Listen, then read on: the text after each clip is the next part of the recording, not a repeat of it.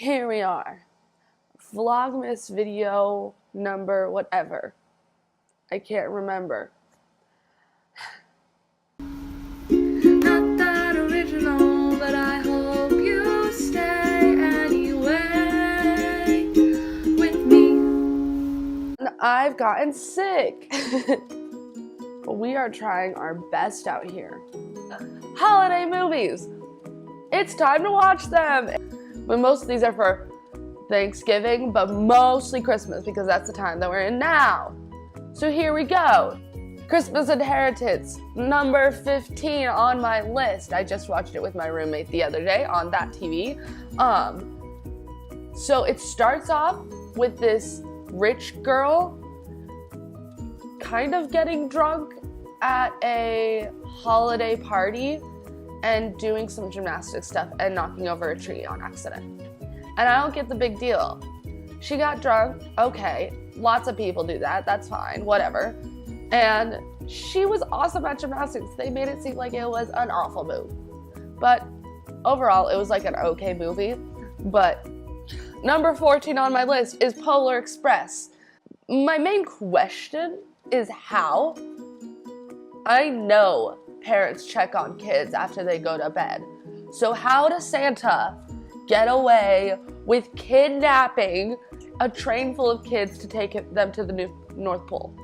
I just don't understand that. And it's not a big deal, but it's big enough. Plus, it's kind of boring. I love the songs. Number 13, Edward Scissorhands. Netflix listed it as a Christmas movie, which I think is really funny. It is, like, technically, but it doesn't necessarily have, like, Christmas spirit because it's creepy. I absolutely love this movie. If you like slightly creepy, heartfelt, older. However, my problem is that it does have Johnny Depp, who we have since found out is a abuser. Yeah, which, as somebody who was a heartfelt Johnny Depp fan back in the day, that breaks my heart. So I don't like necessarily watch his movies these days. Now we're getting to Princess Switch. I also just watched this the other day with my roommate on that TV again. It was really fun. If you don't mind cheesy dialogue, at one point or a couple points it's pretty cheesy, but Vanessa Hudgens is so pretty. And there's two of them, and there's a princess, and there's a baker, and both the boys in it are really cute. Like, the whole story is that this girl is a baker, and she goes to a foreign country to compete in a competition, and it turns out she looks exactly like the princess of that country, or the soon-to-be princess, and they switch lives for a day. It's a classic concept, but I just love it. It was really sweet. And I almost cried at the end of it. That's just the type of person I am right now. Okay, moving on. I did include various TV episodes because I think they're just as valid. And you can watch them. Some of these you can't watch and still get it without like watching the whole TV show. Some of them you can't. But they're just like my favorite. So this is where that starts. So this is a Thanksgiving episode. It's from The West Wing. In Excelsis Deo, it's sad. First of all, it's sad, but it is also very moving. There's a storyline about a veteran who is homeless and passed away, so it's really sad. It also might make you cry if you're like me and cry easily. I can't breathe. Number 10 on the list is A Christmas Carol. No complaints, absolutely none. It's just not my favorite, but I find nothing wrong with this. I like the animated version. I don't know if there's any other version, but that's my favorite version. I love that movie, everything about it. It's a little bit boring, but it's A Christmas Carol. Scrooge is a thing. I love it. Go watch it. It's Christmassy. 9. This is an X-Files episode. It's The Ghost Who Stole Christmas. It's a really good episode to watch if you haven't seen the whole series. It's really good. It's scary. And at one point in time, you think maybe both of the main people are dead, but that's okay. It's a cool thing. I can't even explain it. Going off that same theme, this one has multiple holidays in one. Ghostbusters 2. It's great. If you like Halloween spooky stuff, but like family friendly, you know, and New Year's in one, you would love this movie because it's about that. And even more, it could even work as an Independence Day, like 4th of July, Veterans Day type movie, because the Statue of Liberty comes alive and walks through the streets of New York. It's so good. And also Sigourney Weaver is in it.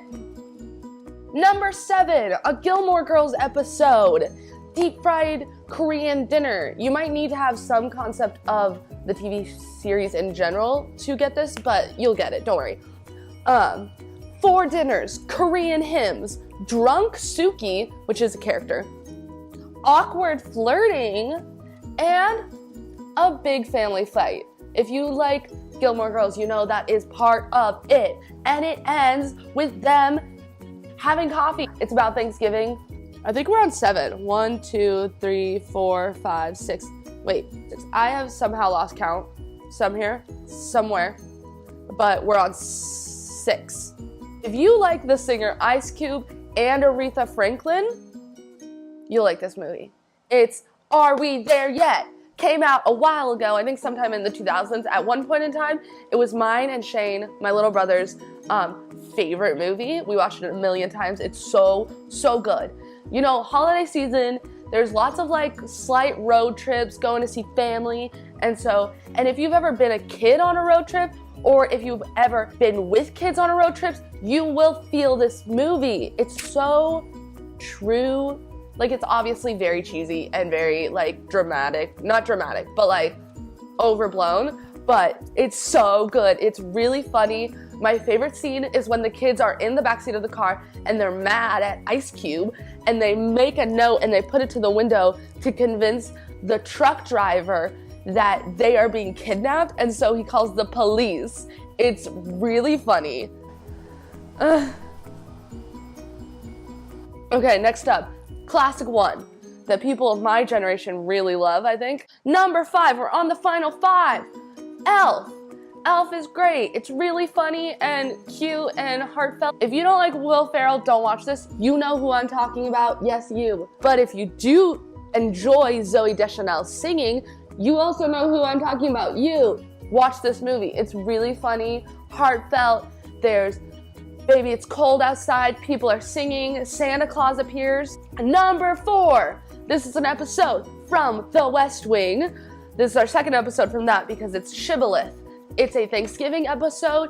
He gave him the knife. You'll get it once you watch it. There's turkeys in the White House. It's really heartfelt. It will make you cry. Maybe, I don't know. I cry very easily, guys. You have to understand this about me. Final 3, and these I can honestly say I love, and most of you probably love them. Number 3, Grinch, How the Grinch Stole Christmas, the Jim Carrey version. That's my favorite. If you like the animation, good for you, but I love Jim Carrey. He like really sells it. As I've gotten older, I understand the Grinch more and more. I would also like to live on a mountain away from people sometimes, just hanging out with a dog. Number 2, Parks and Rec episode, Citizen No. Now, this is one episode, this is the only episode on this list that you might want to just know the whole thing. It's not technically a Christmas one because it doesn't mention Christmas at all, but it's snowing, so I count it. As somebody who lives in Arizona and doesn't know snow, snow and Christmas, same thing. It ends with a very romantic kiss at the end, and there's morals, and there's heart, and there's sacrifice, which is a very Christmas thing. Sacrifice, I think. That's a good message, and it's romantic, and it's good. My number 1 pick for Christmas is Home Alone. Home Alone. That's all I have to say. I'm not the only one who's ever seen this movie. As a young adult, I relate to this way more than when I was a kid. When the kid in Home Alone goes to the grocery store and then like goes back and tries to shave and does all this stuff, that's how I feel every day. I am a child trying to behave and do the things as an adult to take care of myself. I have no idea what I'm doing. Also, from somebody from a big family, I also find this super relatable because honestly, Shane has been left at a hotel before. That has happened to my family. We didn't leave and go across the country, but he has been left. So there you go. Home Alone, ultimate Christmas movie. Anyway, I hope you had a lovely time. I hope this was semi-entertaining. I should be back tomorrow with another video, hopefully, because ideas and sickness still. But we're gonna figure this out. We're gonna get through this. I'm feeling good about this. I have only missed one day, but we got this. I got my hat on, I got my coffee. I'm gonna go to bed. Bye! See you tomorrow!